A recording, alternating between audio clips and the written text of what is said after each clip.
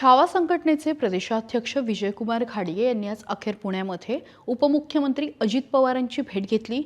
अजितदादांना जाब विचारण्यासाठी आलेल्या घाडगे यांना कसा प्रतिसाद मिळाला आणि या भेटीमध्ये नेमकं काय काय घडलं मी तुम्हाला सविस्तर सांगणार आहे। कृषी मंत्री माणिकराव कोकाटे यांनी विधानसभेच्या अधिवेशनाच्या काळामध्ये रमी खेळण्याचा व्हिडिओ समोर आला आणि राष्ट्रवादीची पार इज्जत डाऊन झाली।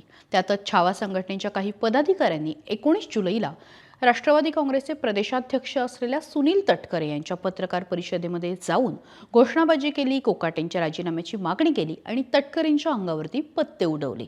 पण या सगळ्यानंतर राष्ट्रवादीचे कार्यकर्ते चिडले आणि त्यांनी छावा संघटनेचे प्रदेशाध्यक्ष असलेल्या विजयकुमार घाडगे यांना लाथाबुक्क्यांनी जबर मारहाण केली। अजित पवारांच्या राष्ट्रवादीचे प्रवक्ते सूरज चव्हाण यांचा यामध्ये समावेश होता।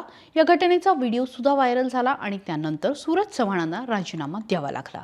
त्यानंतर घाडगे यांनी रुग्णालयामध्ये उपचार घेतले आणि त्यावेळी सुद्धा त्यांचा आक्रमक पवित्रा दिसून आला।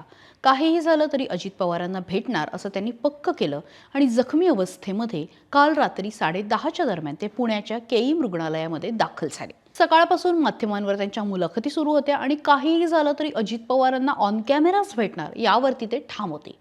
अजित पवारांनी सकाळी 11ची वेळ दिली, मात्र जाहीर भेटणार नाही हे स्पष्ट केलं होतं। शेवटी कुठल्या तरी मुद्द्यावर 10 सहकाऱ्यांसोबत भेटण्याचं कबूल केलं आणि अजित पवारांनी त्यांना वेळ दिला।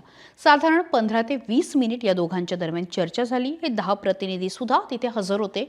या संपूर्ण चर्चेमध्ये 2 मागण्या घाडगे यांनी केल्या। यातली पहिली मागणी होती कृषी मंत्री माणिकराव कोकाटे यांचा राजीनामा घ्यावा आणि दुसरी मागणी होती सूरज चव्हाण आणि त्यांचे सहकारी ज्यांनी घाडगे यांना मारहाण केली त्यांच्यावरती कलम 307 म्हणजे हत्येच्या प्रयत्नाचा कलम लावण्यात यावा। त्यावरती अजित पवारांनी राजीनाम्याबाबत मंगळवारी निर्णय घेऊ असं सूचक विधान केलं, तर 307 बाबत लातूरच्या एसपींसोबत बातचीत सुद्धा केली।